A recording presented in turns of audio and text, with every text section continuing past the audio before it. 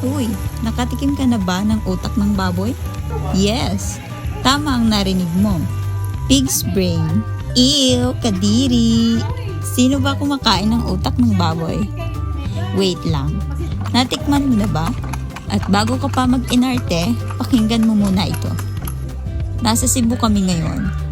And instead na restaurant, inimbitahan kami ng isang Cebu local sa mismong bahay nila. Meet Ate Michelle, who showed us how real tuslibua is cooked and eaten.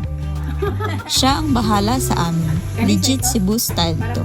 Ito yung hindi mo basta-basta makikita sa tourist spots. Ang tuslibua literally means deep in bubbles.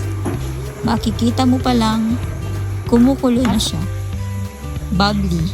Nakakatakam talaga.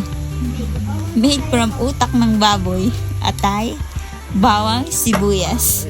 Minsan may konting toyo or your choice of pampalasa. Tapos, pakukuliin hanggang magbuwa-buwa.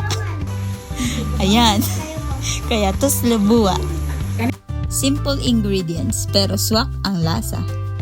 Nag-originate ito sa Pasig at Suba, Cebu City, way back 1950s. Dati siyang tinatawag na poor man's dish, ginawa para walang masayang sa baboy. Ngayon, viral. Isa na siya sa pinaka-iconic at pinaka-pinag-uusapang pagkain sa Cebu. Ganito siya kainin. Kuha ka ng puso, tapos isawsaw mo, diretso sa mainit na tuslibua. No spoon, no fork. Just dip and pray. First bite, rich, savory, umami overload. Hindi siya weird, unexpected lang. At yes, may konting meganon moment sa unang subo. Pero after nun, tuloy-tuloy na. Para mas solid ang experience, pinaris namin siya sa Bagnet de Cebu. At sa family specialty nila na steamed bangus. Crunchy, savory, comforting. Mapapasabi ka na lang ng sobrang lami uy.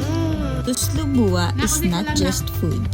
It's culture, history, at kwento ng Cebu. Hindi siya para sa lahat. Pero kung mahilig ka sa pagkain na may kwento, this is something you should try at least once. Kung gusto mo ng ganitong klaseng food and travel stories, like, follow, and subscribe sa Lester Rising Journey. So I'll ask you again, kadiri ba talaga? Or takot lang sa pagkain na may kwento? Comment mo na!